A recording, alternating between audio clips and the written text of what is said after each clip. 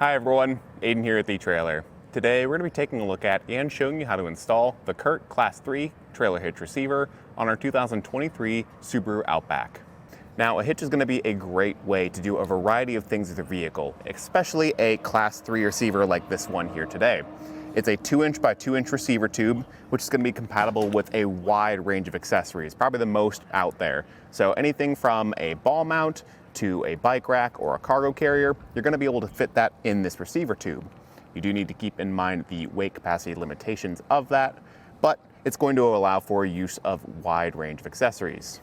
Those specific weight capacities are going to be a 350-pound tongue weight. That's the maximum downward force on the end of the receiver tube. So for things like bike racks or cargo carriers, that's how much weight you can load up in them. Be sure to not overload them and abide by that weight capacity.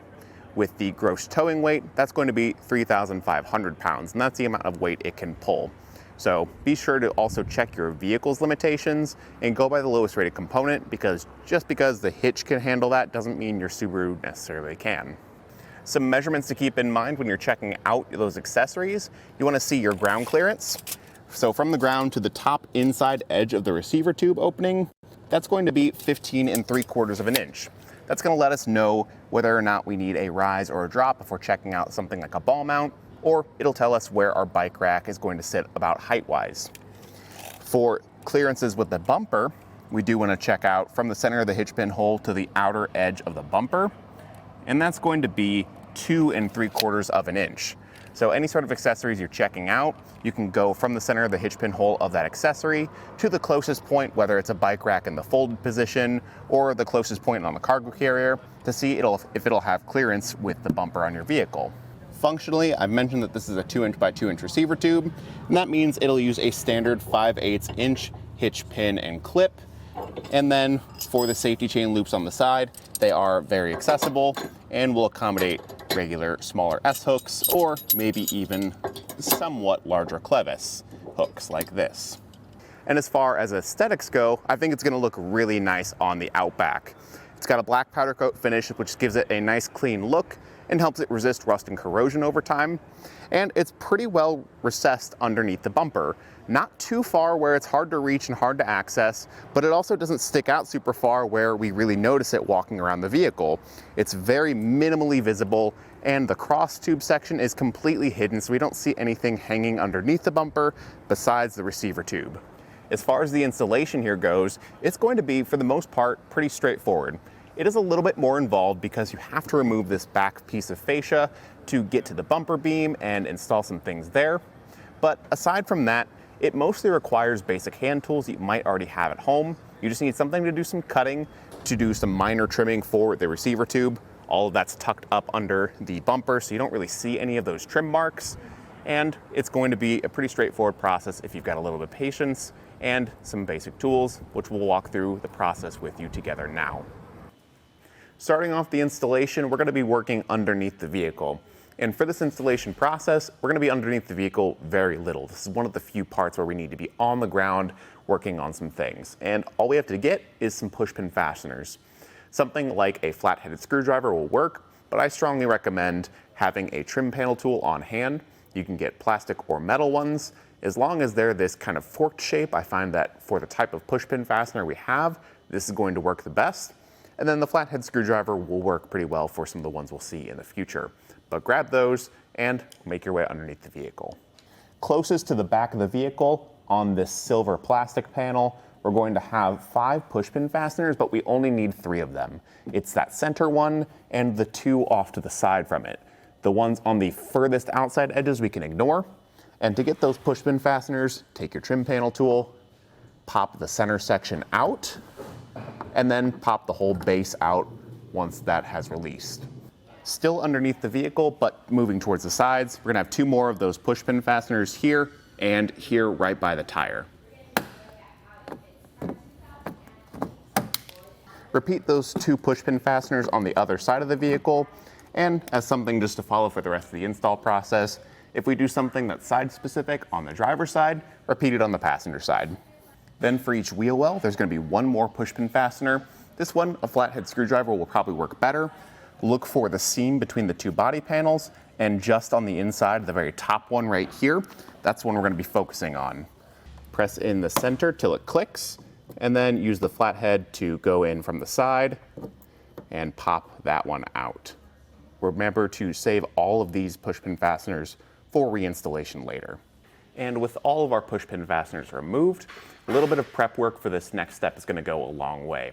Take some painter's tape, follow this seam right here between the bottom panel of the fascia, that's what we're going to be removing, and the top panel here, which will stay on, and just follow that seam up with painter's tape on both sides, just to protect the paint. So as we're putting the fascia back on later, nothing is going to get touched or scratched as easily. And this part isn't required, it's just something that we like to do to keep things looking nice. With the back hatch open to make this whole process a little bit easier for us and give us more room to work, we're going to start in the wheel well, kind of grab this panel, and we can see it's a little bit loose, and gently pull out, and you'll start to hear some clicks. All of these clips that hold the panel in place will release, and just work your way down. And if you come in close, you can see what those are going to look like right there. That's where all the points clip in, and we're just working our way down, releasing the panel. It could help to have an extra set of hands on the other side doing this process, working towards the middle with you, but just do it slowly and carefully. As you get towards the tail light, that's where I would bring in the second set of hands if you have them. And some of those clips are a little bit more stiff, but just get your hand kind of in the panel here and pull out from there.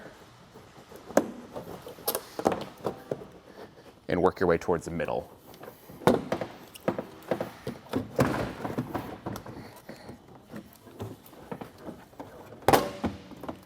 Now, as you get those middle clips released, you'll kind of feel the whole thing separate, and there is going to be a factory plug located right here that we need to unplug.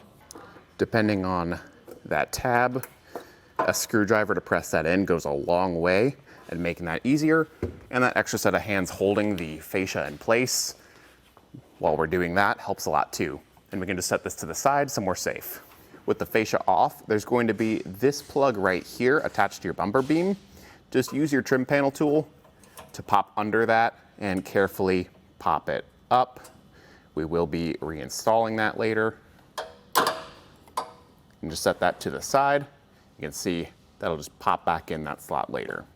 Then with a ratchet, a longer extension, about 6 inches, and a slightly longer socket, there's going to be some bolts and nuts that we need to remove the bumper beam. 2 of those can be found in these large holes right here. That's why we need the extension and the long socket.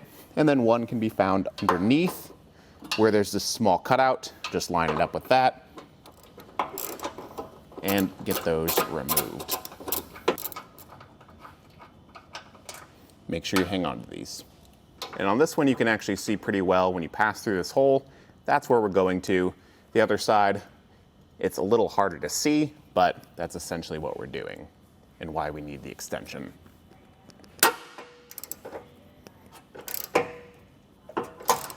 And once you're loosening the last bolt, you'll probably see the bumper beam loosen up a bit. So just hold on to it by the center, get that last bolt removed.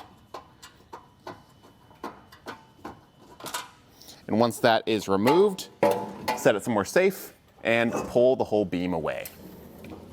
Now inside this cavity right here, this is where the bumper beam was attached, those 3 attachment points. This is where a hitch is going to slide into, and there's going to be 2 holes, one here and one back here. Both are occupied right now with some plugs, so just pop those out either from the top with a screwdriver like this, but you can also come below and pry them out using a trim panel tool. At this point, we can grab our hitch and get it loosely installed. We're going to make sure that the receiver tube is facing towards the back, and these bits right here are going to slide into those holes on the vehicle where we just removed those plugs.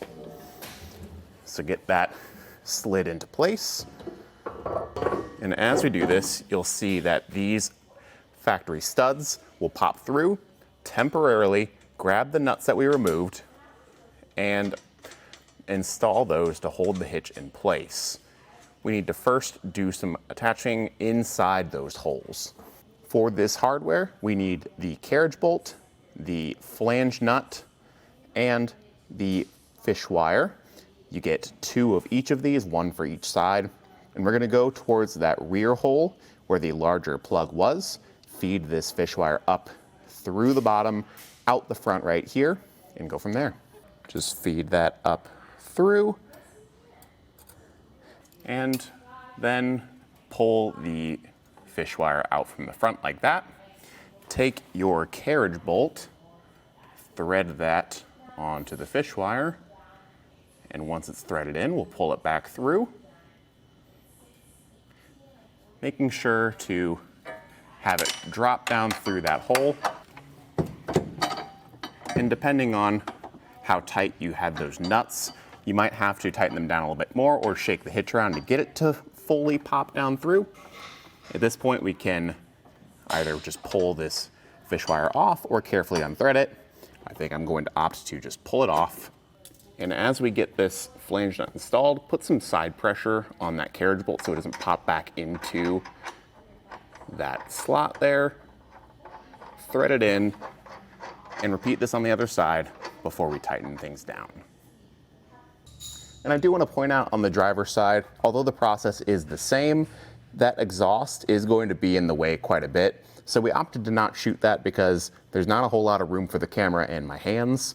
It is doable by hand, but if you find yourself needing more room, just lower this exhaust hanger by sliding this rubber isolator off with a pry bar or a large screwdriver or something. And be sure to support the exhaust either with a jack stand, a strap, or wooden blocks. Really anything will do the trick, just to keep this from dropping down too low. Now that the carriage bolts are holding the hitch in place, we can remove those factory nuts that we temporarily added in. The hitch won't fall down anymore. Set them to the side because we're going to be reusing them pretty much right away. Take your bumper beam, put that back into position over the hitch, and use those nuts back on those same studs to re-secure the bumper beam. And remember to grab your 14mm socket to reach those. We're just tightening this down to get this secured back in place. There's the nut, as you can see, and we can grab our new hardware. The new hardware is going to replace the factory bolts found on the outside edges and the bottom of the bumper beam. That's going to be these bolts and conical tooth washers with those teeth facing towards the threads. And these will get tightened down now using a 17mm socket. So get those fed into place. Now, as you're tightening these down or getting the bolts started, if you find that the holes aren't aligning very well, you'll have to move the bumper beam around a little bit maybe. But if it's not moving where you need it to, chances are those nuts that we installed first from the factory are a little bit too tight, even if they're only hand tight. So go back and loosen them. That'll give you some more room to work to get everything started. And then we can run it down just a little bit more before torquing it. The next thing we need to take care of is torquing the hardware. If you don't have a torque wrench at home, most can be rented from auto parts stores nearby, or you can find them on our website if you want to own one yourself. And to find the torque specs, just consult your instructions that come with the hitch. And do note that these bolts up top are going to have different torque specs than the carriage bolts down below. So be mindful of that and get everything tightened down properly. After some consideration and some attempts to reach that final carriage bolt, I did opt to lower the exhaust using a pry bar to release that hanger and supporting the exhaust with a cam buckle strap, which I can now loosen underneath, just to give us some more room to work. There's really not a lot of drop in it, but it should give us some more room to flex this out of the way.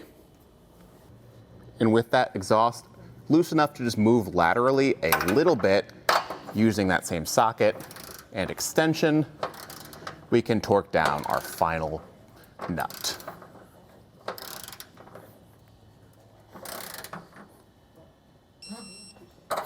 Now that everything's torqued down, if you chose to remove or release that exhaust hanger bracket, be sure to put it back in place. If you haven't already, take that plastic clip that was on your bumper beam with the plug going to it, pop it back in the same place it was, and we can turn our attention to the rear fascia. Now this is going to require very minor trimming, and I have marked out that location with a paint marker right here. Be sure you get the orientation of your bumper correct, but you want to go towards the center and use this piece right here where our push pin fastener was as a reference.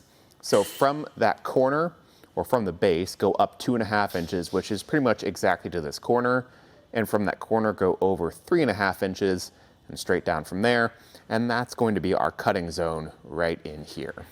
You can use a Dremel tool or snips for something like this. The plastic isn't super thick, and you probably will want to go back through with a file to clean it up, but just make your way around. And we can always come back through and trim more if need be. So maybe be a little conservative on the first pass.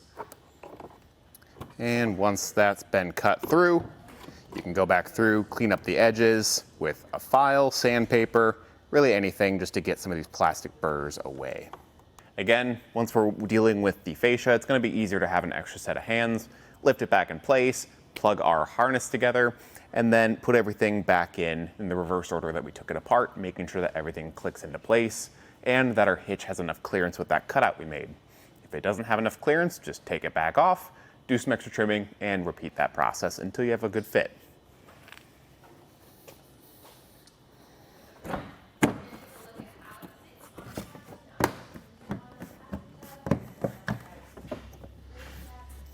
You can take off your painter's tape whenever the panel is back in place.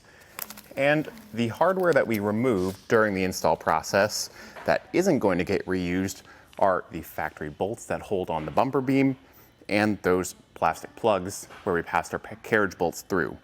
Those, like I said, don't get reused. You can set them to the side or just throw them out. You don't need to worry about them, and then the installation is done. And that was our look at an installation of the CURT Class 3 custom fit trailer hitch receiver on our 2023 Subaru Outback. Thanks for watching.